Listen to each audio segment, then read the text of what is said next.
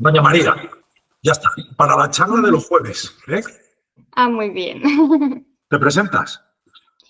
Vale, pues soy María Delgado, tecnóloga de alimentos, nutricionista Tecnóloga de alimentos y es licenciada en Ciencia y Tecnología de Alimentos, ¿no? sí, Y, eso y es, eso es. graduada en Nutrición Humana y Dietética.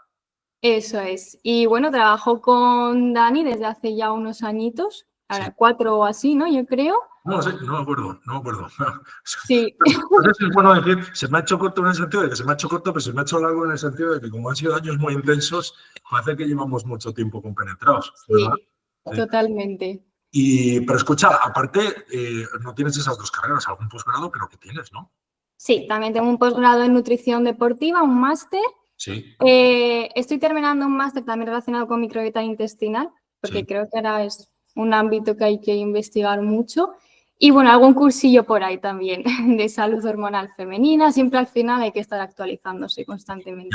Dentro del gabinete, en el gabinete hay varias personas.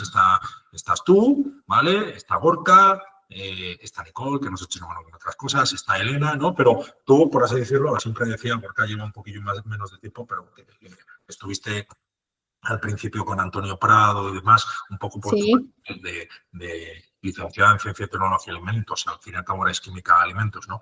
Y tienes un máster en nutrición deportiva, pero estás con el tema de la microbiota y además, siempre eres la de los casos complejos, ¿no? La de los casos complicados. Sí. Y todo el tema este, ¿no? Igual yo me enfoco más en la parte de rendimiento deportivo y todas las partes más metabólicas, ¿no? Y precisamente por eso nosotros con regularidad en el gabinete solemos hacer reuniones más bibliográficas, ¿no? Acerca de tratar ciertos temas. Y en la última ocasión, pues te pasé un marrón, ¿no? Había ahí por así decirlo, una herramienta más que se empieza a popularizar dentro del mundo de la nutrición. Y te dije, oye María, vamos a prepararnos un poco de esto y explícame un poco lo que has encontrado con respecto a aquello, ¿no? Eso es. Y ahora me lo explicas y ahora decimos lo que es, pero termina de preguntarte, o sea, decir, nutricionista, por qué te da por estudiar nutrición y qué relación tienes con el deporte, si lo haces, si lo practicas, no sé, cuéntanos cosas tuyas para que te conozca también el resto de las personas que nos escuchan.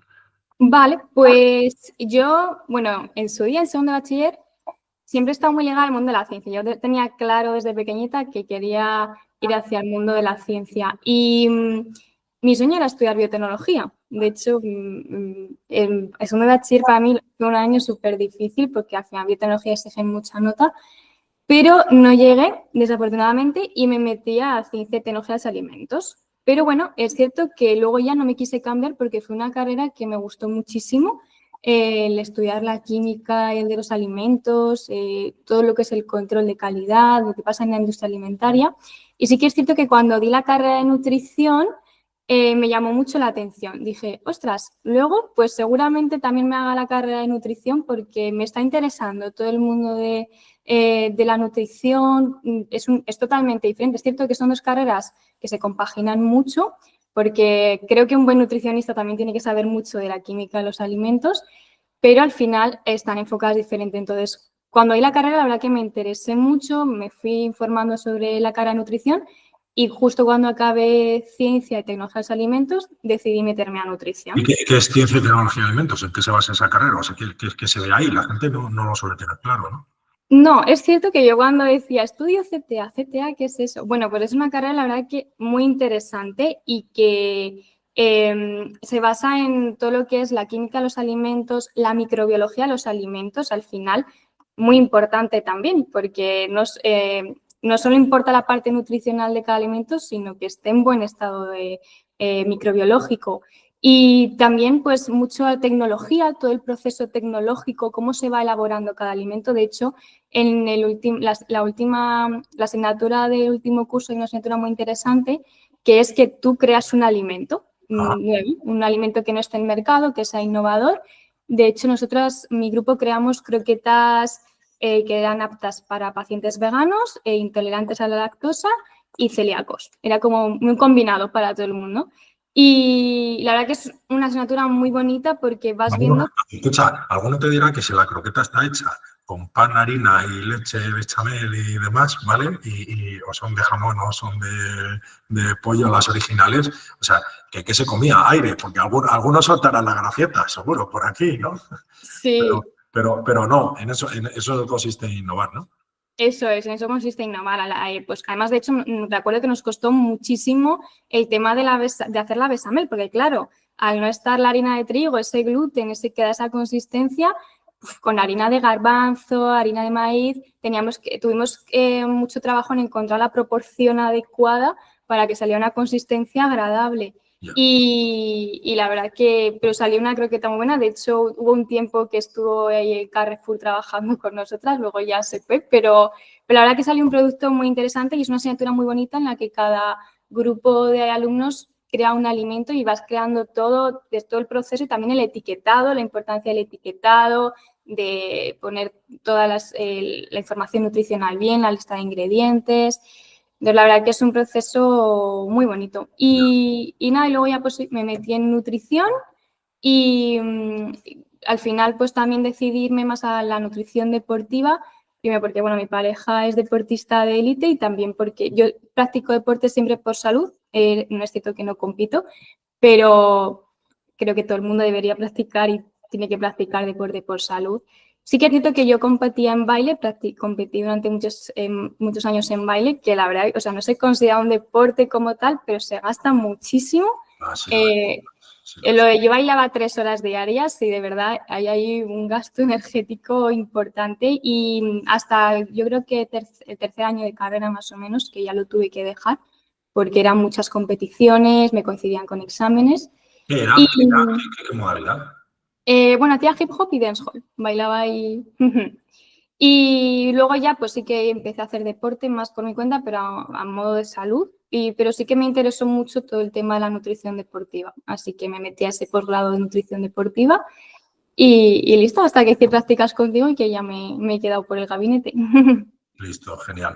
Vale, escucha, aunque charlaremos tanto con Gorka como contigo de distintas temáticas, todo esto surge porque, bueno, a la hora de que un paciente me preguntó, oye, ¿qué hay acerca de esto? Yo creo que fui yo el que os lo planteó a vosotros, ¿no? Más que vosotros a mí, ¿no? Sí, a raíz de que algún paciente me preguntase esto, no sé si fue en consulta o fue hablando con él, y dije, bueno, vamos a hacer una pequeña revisión a ver qué es lo que hay y quien es más indicado para hacer una revisión es un licenciado en Ciencia y Tecnología de Alimentos, un químico de alimentos que nos diga qué hay, qué es, qué no es, el qué, de qué nos vas a hablar un poco.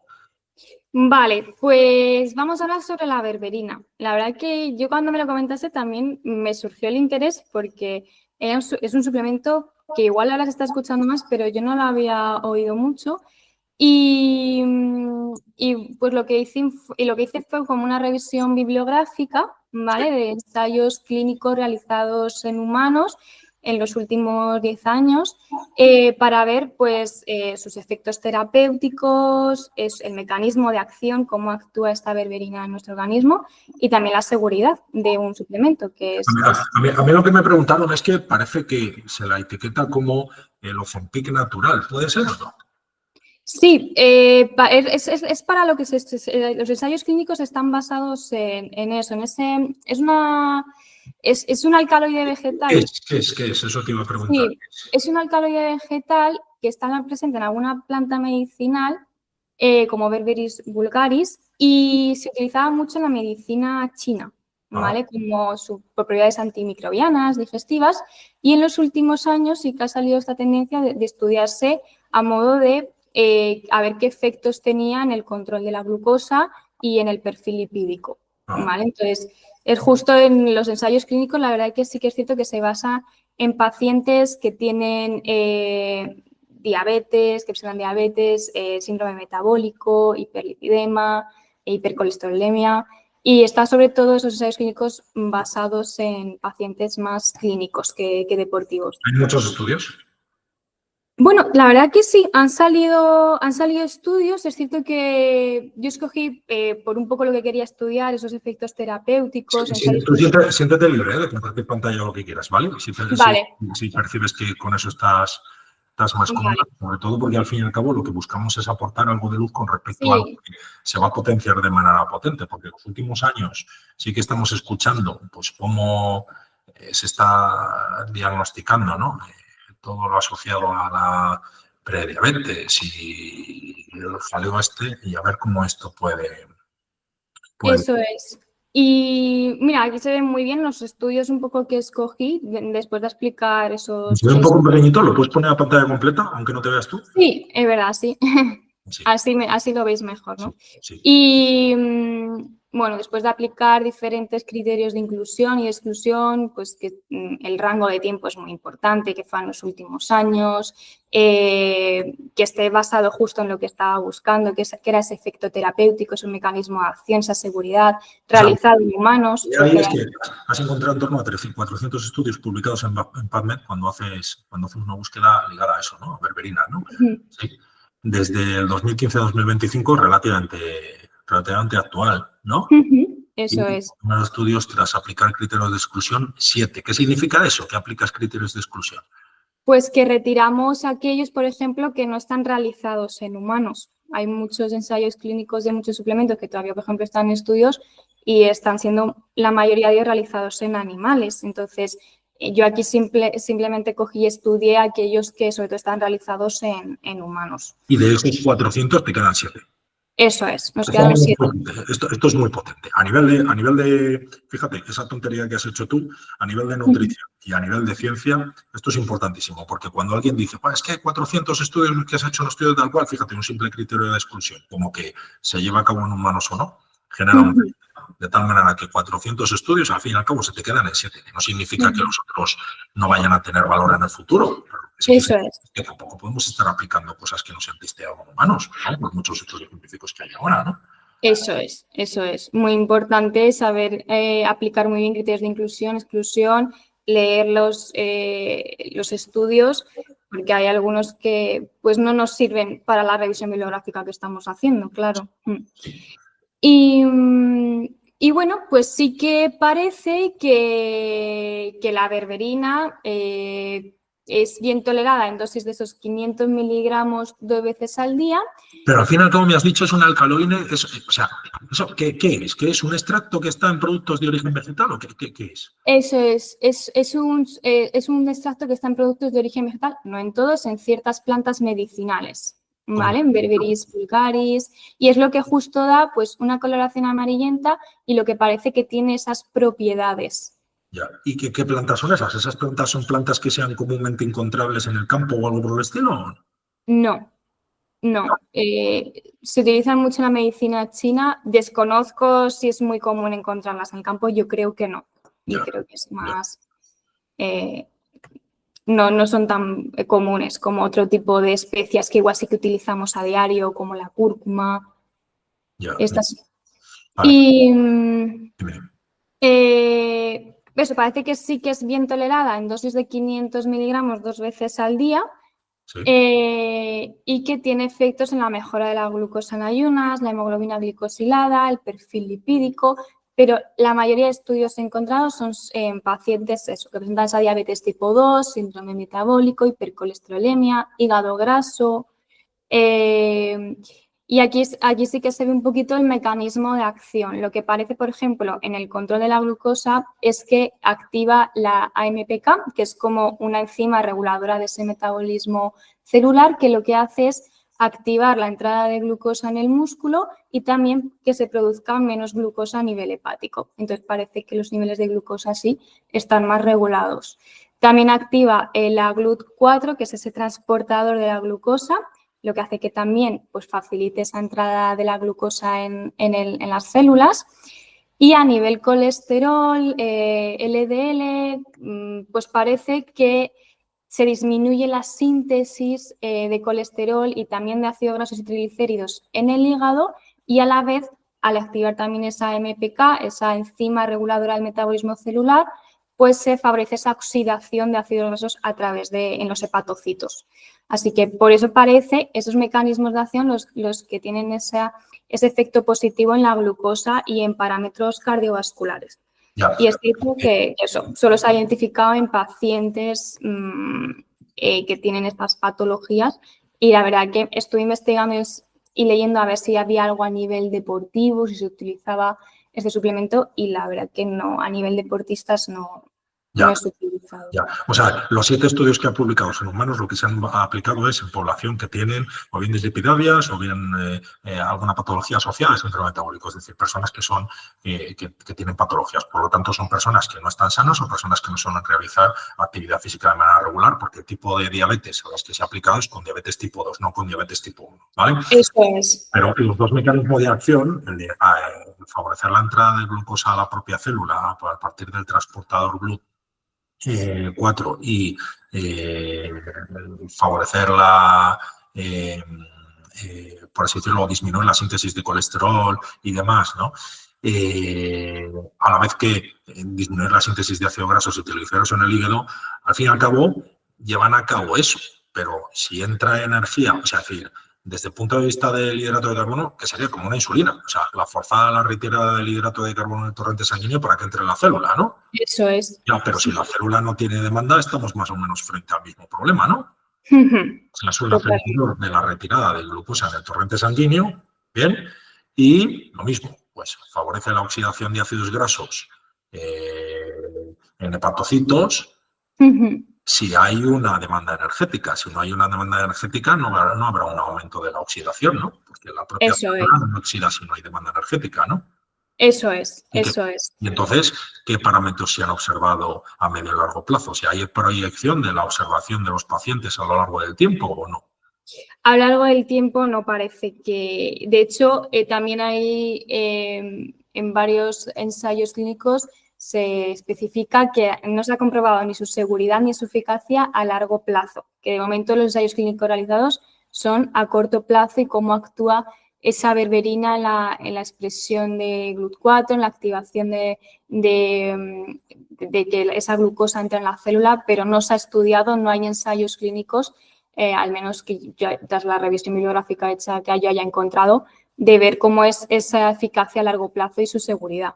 Vale. Y al final, no sé, yo creo que estamos un poco siempre en lo mismo de que la gente a veces quiere empezar esa casa por el tejado, ¿no? Y siempre vamos a los suplementos, a lo fácil. Yo creo que lo que venden últimamente, venga, pues tomamos este suplemento que nos va a ayudar mucho a nivel de glucosa, a nivel de parámetros cardiovasculares, te va a poner la piel súper bonita. Aquí lo que hay que entender es que el proceso metabólico, ¿vale?, se divide en varias fases. O sea, lo primero es, tú tienes una serie de células que tienen que cumplir una serie de funciones, ¿vale? La manera que tiene la célula de obtener energía, de cumplir sus funciones, es a través de principalmente dos sustratos energéticos, o el hidrato de carbono, la glucosa, bien, o a través del ácido graso. La célula tiene que funcionar. Y para funcionar y llevar a cabo sus funciones, son las dos vías a través de las cuales ella obtiene combustible. Desde que tú ingieres un alimento, ¿vale? ¿Sí? Hasta que ese alimento que tiene un nutriente llega a la propia célula para que la célula pueda cumplir sus funciones, hay muchísimos pasos. Está el paso digestivo, está el paso absortivo. El digestivo, rompemos los alimentos, absortivos pasa al torrente sanguíneo y después en el cuerpo, en el torrente sanguíneo, todos esos compuestos están en la sangre y tienen que ser gestionados a través de la sangre. Si hay una demanda de la célula, pues no pasa nada porque la célula los utiliza. Aquí el problema que nosotros tenemos es cuando no hay demandas de las células, porque efectivamente estamos asociados a no movernos, no hacer actividad física, que es la clave de todo lo que regula la salud global del propio sujeto. Un aporte de más gasolina pues no se puede quedar circulando en sangre hasta el infinito, ya sea glucosa o ya sean ácidos grasos, uno de dos. Y entonces el exceso del consumo sin que haya un gasto, lo que provoca es un aumento de esos dos compuestos, ¿vale?, energéticos desde el punto de vista de hidrocarbonato, azúcares, o lipídicos desde el punto de vista de ácidos grasos en el torrente sanguíneo, que es esa vía de comunicación entre lo de fuera y lo de dentro, que hacen que estos canales que hay por aquí, que sea la sangre, se saturen, se colapsen, se llenan de cosas que ahí no tienen que haber. Y ese es el problema al que se enfrenta el cuerpo, y es que narices hago con todo esto que me están metiendo sin que yo lo esté utilizando. funcionando, ¿no? Y entonces, Totalmente. lo que se expresa en las analíticas son niveles altos de azúcar en sangre, ¿vale? Y niveles altos de colesterol que tiene que transportar las grasas que estás metiendo además en el torrente sanguíneo. Simplificándolo mucho, sería así. ¿Cuál es el problema que tenemos con esto? Bueno, pues que al fin y al cabo, en lugar de atajar el problema inicial, que es, pues usted module lo que está metiendo o aumente el gasto si quiere seguir metiendo mucho, porque comer es muy bonito, muy divertido y nos satisface a todos, ¿vale? ¿Sí? En lugar de decirle al paciente, hablando un poco en plata, o cierre el pico o muévase, que es lo que decían los antiguos, ¿no? De esto de más suela y menos cazuela, ¿no? Pues lo que se hacen es, se sacan fármacos que lo que Totalmente. promuevan es, o bien, la no absorción de esto, ¿vale? O bien, la retirada de esto del torrente sanguíneo, o bien forzar la entrada de esto a una célula que no lo está demandando porque no tiene hambre, ¿no? ¿Vale? Eso es. Eso es. O bien, modifico cómo funciona metabólicamente para que, yo qué sé, pues esos niveles no estén altos en el torrente sanguíneo, pero esos niveles están altos porque hay algo ahí, eso no desaparece, no se esfuma. Entonces, al fin y al cabo, cuando tú estás intentando poner atajos a una situación que de base es incorrecta, pues eso siempre hará aguas por algún sitio, ¿no? Igual que hizo aguas el exceso de consumo de insulina, en su día la utilización de anfetaminas para aumentar el gasto, en su día las reducciones de estómago para que el paciente no comiese más. Hay casos concretos donde hay que utilizarlo, ya está, no estamos hablando de diabéticos tipo 1. Estamos hablando de personas que por malos hábitos de vida pues tienen un poco esos problemas, ¿no? Y entonces llega un momento que aparece la berberina, ¿vale? Que volvemos un poco a lo mismo. O sea, su vía de acción es, lo que ella promovería sería la retirada de las cosas que hay en sangre metiéndolas en células, ¿no? Pero tenemos el mismo problema. Esa célula no lo está pidiendo porque estamos en un entorno sedentario, ¿no? Totalmente. Y Entonces, lo que ahora mismo nos dicen los estudios es que no se sabe qué efectos negativos puede provocar eso a medio y largo plazo, ¿no? eso es. A largo plazo no se sabe ni de hecho su eficacia a largo plazo ni su seguridad. No se sabe también pues cómo podría utilizarse, si se puede utilizar en lactantes, en mujeres lactantes o mujeres embarazadas. Sí que he leído también que hay, por ejemplo, ciertos problemas en pacientes que presentan problemas en coagulación de la sangre. Entonces, bueno, al final también, ojo, cuidado con el uso de suplementos, que no es para todo el mundo. Y lo que hablamos siempre al final es que lo que hay que cuidar son los 4 pilares fundamentales, que es la alimentación, la gestión del estrés, el descanso y la actividad deportiva, que es lo que más nos va a ayudar a que los perfiles de glucosa se encuentren mejor en sangre, a que los parámetros cardiovasculares en la analítica salgan bien. Y al final esto es un suplemento, pero lo que nos va a hacer todos los efectos positivos es la base de los otros 4 pilares. Vale. ¿Y de dónde puede salir un poco la idea de que algún paciente de los nuestros que teóricamente no tienen sobrepeso, obesidad y demás, que algunos que los tienen, nosotros llevamos 3 tipos de pacientes, producción general, gente de rendimiento, gente de alto rendimiento, ¿no?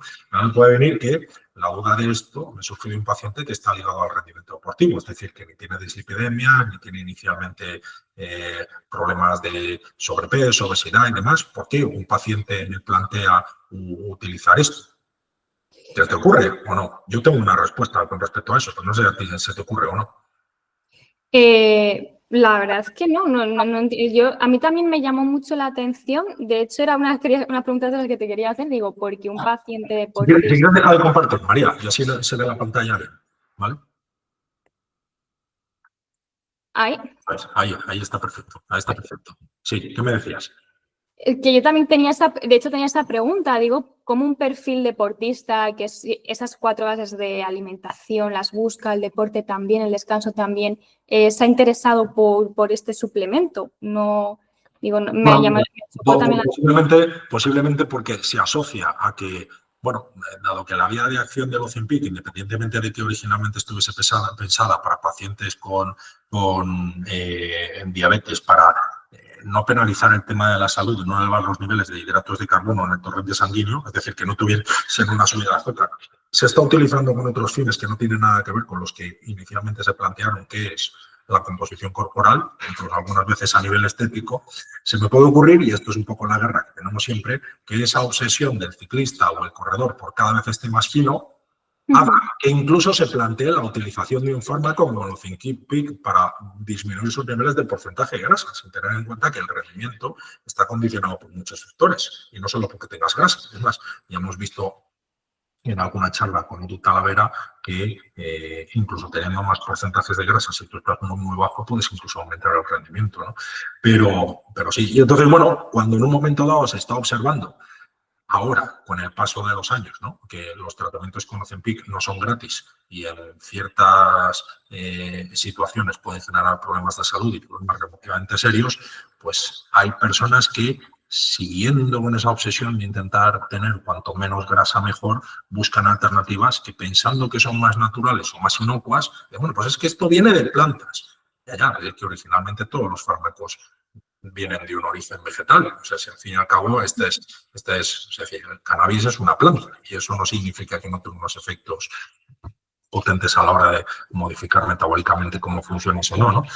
Pues pensando que es más inocuo, bueno, pues empiezan a plantearse esto, ¿no? Si hay un público que lo demanda, ¿vale? Inicialmente diabético tipo 2, ¿vale? Pero posteriormente un público que es sano, pero quiere buscar de alguna manera la disminución del porcentaje de grasa, bueno, pues en un momento dado alguien con intereses comerciales puede aprovechar la oportunidad para promover la utilización de un producto que, o sea, vamos a dejarlo claro a partir de hoy. 1, ni está lo suficientemente testado. 2, ni se sabe que sea 100% seguro. 3, no es una simple cuestión de dificultad de absorción y demás, sino que sí que tiene un impacto metabólico importante, ¿no? Y 4, no aplicaría en una situación en la que los problemas fuesen congénitos o genéticos, ¿vale? Totalmente, hay que diferenciar ese aspecto, sí, de un problema congénito a un problema que salga en la analítica derivado a una mala gestión de la alimentación o del estilo de vida. Al final hay un problema congénito que sí que hay que tratar con medicamentos y obviamente también cuidarse, pero hay otras patologías como la diabetes tipo 2 que a veces pues surgen de esa mala gestión del estilo de vida y eso hay que diferenciarlo. Porque que uno tenga una diabetes congénitamente no es lo mismo que uno tenga diabetes por malos hábitos de vida. Es totalmente. Efectivamente.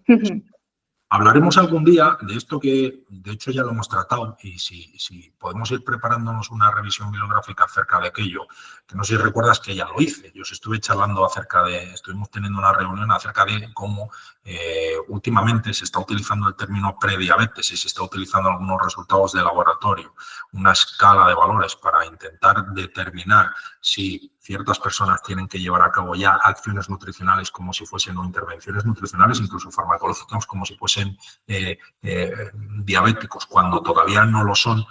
Y cómo parece ser que cuando te pones a rascar un poquito más hacia adentro, yo no sé si recuerdas que hayamos tratado el tema este o no, parece ser que esos nuevos screening que se está utilizando por parte de algunos laboratorios no son tan fiables como realmente deberían de serlo, como para determinar que una persona efectivamente tenga un problema de salud. De hecho, nos ha pasado a nosotros, dado que en nuestro grupo de deportistas es muy atípico que haya un montón de personas con una composición corporal excelente, con unos hábitos de vida excelentes, con unas pautas nutricionales excelentes, que precisamente porque bueno, pues ciertos valores analíticos son distintos a aquel que no hace deporte, salta un semáforo diciendo tienes prediabetes y un facultativo que no es capaz de interpretar adecuadamente esos resultados le asusta diciéndole que tiene que llevar a acciones casi como si fuese prediabético. Claro, el paciente nos escribe diciendo, pero ¿cómo que tengo prediabetes? Y no es que tenga prediabetes ni nada por el estilo.